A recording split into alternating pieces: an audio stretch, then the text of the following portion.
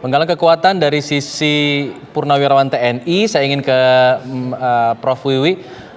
Mbak Wiwi, apakah kemudian yang menjadi keuntungan Prabowo bertemu dengan sejumlah purnawirawan ini, apakah dari sisi elektoral bisa itu terlihat, atau memang dari sisi lainnya, misalnya untuk mengamankan agar pemilu tidak ada kecurangan misalnya, apakah ini ada korelasinya? Iya, tentu ya, karena pemilu itu kan kompetisi kontestasi, dan kompetisi kontestasi untuk apa? Untuk meraih dukungan lah. Dukungan itu harusnya juga yang ingin dipamerkan oleh Pak Prabowo dalam konteks ini adalah secara internal di tubuh para senior TNI itu sebetulnya solid gitu ya. Solid, welcome gitu ya terhadap Pak Prabowo sebagai calon presiden kan itu. Nah itu penting sekali gitu, apalagi koknya itu adalah TNI gitu. Di internal katakan gitu ya, keluarga besarnya gitu ya, sebagai alumni dari TNI gitu ya, sudah purnawirawan, ternyata Pak Prabowo bisa menggalang itu dan di welcoming oleh para senior tadi itu tentu memberikan efek gitu ya, kesan yang positif gitu. Nah ini diperlukan oleh Pak Prabowo, jadi berbeda dengan pemilu yang lalu gitu ya, yang masih split seperti itu.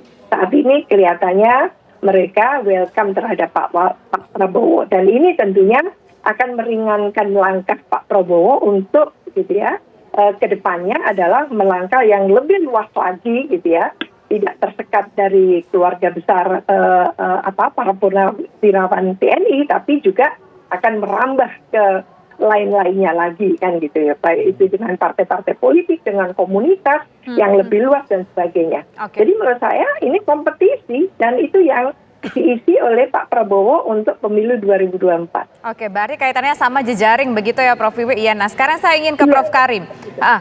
Prof. Karim, selain untuk mengusung ataupun untuk memperluas jejaring tadi itu, bahasanya demikian, ada makna lainkah mungkin yang ingin disampaikan dari pertemuan-pertemuan ini? Kira-kira apakah ada makna khusus yang ingin disampaikan kalau menurut sudut pandang Prof? Ya, pertama ini menegaskan tentang legitimasi ya, kewibawaan. Tadi saya katakan purnawirawan itu sebagai jangkar kewibawaan Prabowo Subianto karena dia lahir di sana, dibesarkan di sana. Dan tradisi militer yang membentuk kepribadian dia, yang membentuk sudut pandang, sekaligus yang membentuk daya juang dia. Nah, keberterimaan para purnawirawan senior terhadap Prabowo Subianto itu mengandung pesan yang luar biasa. Bahwa ia diberikan legitimasi, silakan maju sebagai wakil kami, wakil kita. Kenapa ini penting? Karena kalau kita melihat jajaran Dewan Pimpinan Wilayah partai-partai di luar Gerindra, banyak juga diisi oleh purnawirawan tentara bintang 1 umumnya di sana.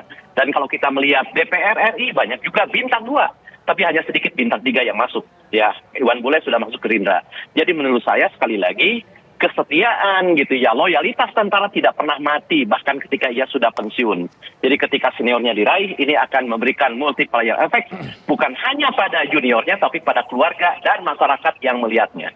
Yang kedua, apa yang dilakukan Pak Prabowo dengan mengunjungi purnawirawan yang pada pemilu sebelumnya 2019 berseberangan, ini menegaskan sebuah pesan bahwa demi kepentingan bangsa dan negara, sekali lagi, demi kepentingan bangsa dan negara, perbedaan politik jangan pernah menjadi penghambat.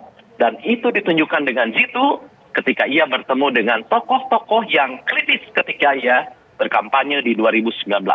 Jadi menurut saya itulah pesan terpenting dari pertemuan ini. Ke dalam, ia akan melumasi mesin politik Prabowo Subianto, keluar memberikan kesan bahwa kepentingan bangsa dan negara harus ditempatkan di atas segala preferensi dan kepentingan sempit apapun. Tapi apakah dampak-dampak yang tadi Prof katakan lebih penting daripada dampak elektoral yang kemudian sangat dibutuhkan Prabowo nanti?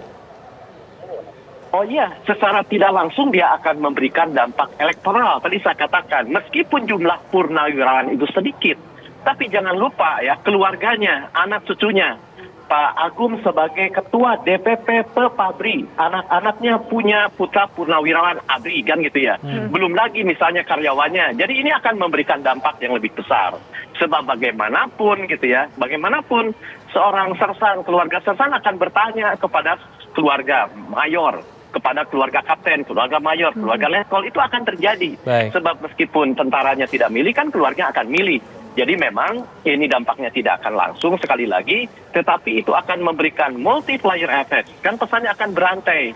Sekali Prabowo mengukuhkan jangkar karismanya, Baik. gitu ya, mengukuhkan jangkar karismanya, maka ia akan berterima bukan hanya di dalam, tetapi juga akan menambah image bagi masyarakat luar bahwa dia sebagai calon presiden yang layak, gitu ya, atau desirable Baik. kandidat atau kandidat yang dikehendaki, gitu ya. Oke, terakhir saya ingin ke Bang Habibur Rahman. Anda sepakat dengan disampaikan oleh dua narasumber kita lainnya bahwa ini untuk memperkuat jejaring, kemudian juga untuk mengukuhkan kaki Prabowo, kemudian juga ingin membentuk sebuah pemilu yang jujur dan adil, begitu, Bang Habibur Rahman?